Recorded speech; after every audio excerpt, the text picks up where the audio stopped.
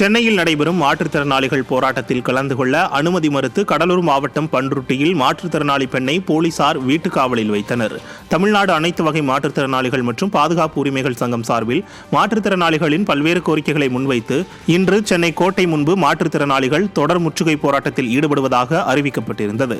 இந்த போராட்டத்தில் கலந்து கொள்ள பண்ருட்டியிலிருந்து சென்னை நோக்கி புறப்பட்ட மாற்றுத்திறனாளி பெண் ஜீவா என்பவரை போராட்டத்தில் கலந்து கொள்ள அனுமதி மறுத்து இரவு முதல் போலீசார் வீட்டுக் காவலில் வைத்துள்ளனர்.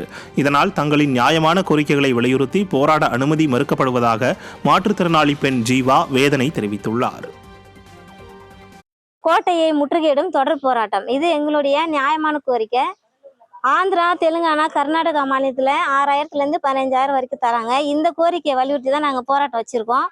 ஆனால் தமிழ்நாடு அரசு எங்களை போராட்டத்துக்கு கலந்துக்க விடாம காவல்துறையை வச்சு வீட்டு காவலில் வச்சிருக்காங்க. நைட்டு 11:50 இருந்து. ஏன்னா இது இந்த போராட்டம் நாங்கள் குற்றவாளி மாதிரியும் கைது பண்ண வந்த மாதிரியும் பண்ணி நைட்ல இருந்து ஒரு பதட்டத்தையும் ஒரு பரபரப்பான சூழ்நிலையும் உருவாக்கி வச்சிருக்காங்க. கோவையில் பொது கழிவறைக்கு பேரறிஞர் அண்ணாவின் பெயர் வைக்கப்பட்ட சம்பவம் பொதுமக்களிடையே அதிர்ச்சியை ஏற்படுத்தியுள்ளது. கோவை அண்ணா நகரில் சில்வர் ஜூபிலி என்ற பகுதி அருகே மாநகராட்சி சார்பில் அமைக்கப்பட்ட பொது கழிவறைக்கு முன்னாள் முதல்வர் பேரறிஞர் அண்ணாவின் பெயரும் முன்னாள் மத்திய அமைச்சர் கக்கன் பெயரும் வைக்கப்பட்டிருப்பது பொதுமக்களிடையே அதிர்ச்சியை ஏற்படுத்தியுள்ளது. கருணாநிதியின் பேனாவிற்கு கடலுக்குள் சிலை வைக்க துடிக்கும் ஸ்டாலின் அரசு தமிழகத்தின் தலையெழுத்தை நிர்ணயித்த அண்ணாவின் பெயரை பொது கழிப்பறைக்கு வைத்திருப்பது கடும் அதிருப்தியை ஏற்படுத்தியுள்ளது. இதுதான் ஸ்டாலினின் கொள்கையா, அண்ணாவை இழிவுபடுத்துவதுதான் ஸ்டாலின் மாடலா என மக்கள் காட்டமாக கேள்வி எழுப்புகின்றனர். பெண்கள் குறித்து அவதூறாக பேசிய அமைச்சர் பொன்முடியின் பேச்சை கண்டித்து சேலம் புறநகர் மாவட்ட மகளிர் அணி சார்பில் கண்டன ஆர்ப்பாட்டம் நடைபெற்றது. ஆத்தூர் நகராட்சி அலுவலகம் அருகில் நடைபெற்ற இந்த ஆர்ப்பாட்டத்திற்கு புறநகர் மாவட்ட மகளிர் அணி செயலாளர் லலிதா சரவணன் தலைமை வகித்தார்.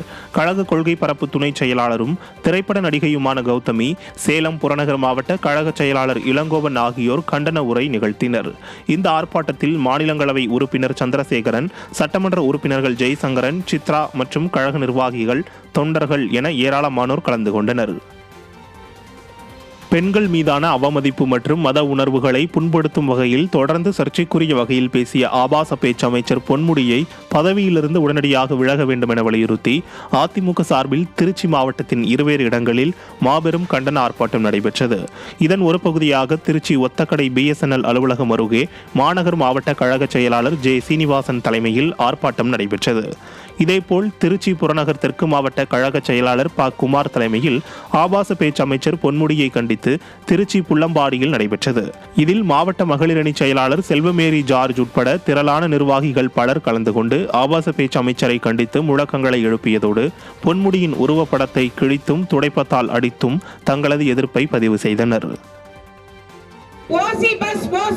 என்று பேசி பெண்களை இழிவுபடுத்தும் பாதகனே, மக்கள் வரிபணத்தில் கொழுத்து போயிருக்கும் பொன்முடியே.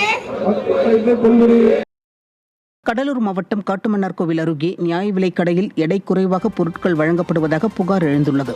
சமுத்திரம் கிராம நியாய விலைக் கடையில் பழுதான இயந்திரத்தை பயன்படுத்துவதால் அரிசி, சர்க்கரை மற்றும் துவரம்பருப்பு ஆகியவை 1/4 கிலோ வரை எடை குறைவாக வழங்கப்படுவதாக கூறப்படுகிறது. இது குறித்து கேட்டால் முடிந்தால் பொருள் வாங்கு, முடியாவிட்டால் செல் என ஊழியர்கள் அவமரியாதையாக பதில் கூறுவதாக மக்கள் வேதனை தெரிவித்தனர்.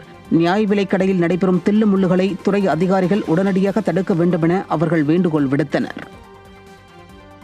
பல்வேறு கோரிக்கைகளை வலியுறுத்தி தமிழ்நாட்டின் பல்வேறு பகுதிகளில் இருந்து சென்னையில் போராட வந்த மாற்றுத்திறனாளிகளை செங்கல்பட்டு கிளாம்பாக்கம் பேருந்து நிலையத்தில் வைத்து கைது செய்து விடியா திமுகவின் ஸ்டாலின் அரசு சர்வாதிகாரத்தை வெளிக்காட்டியுள்ளது.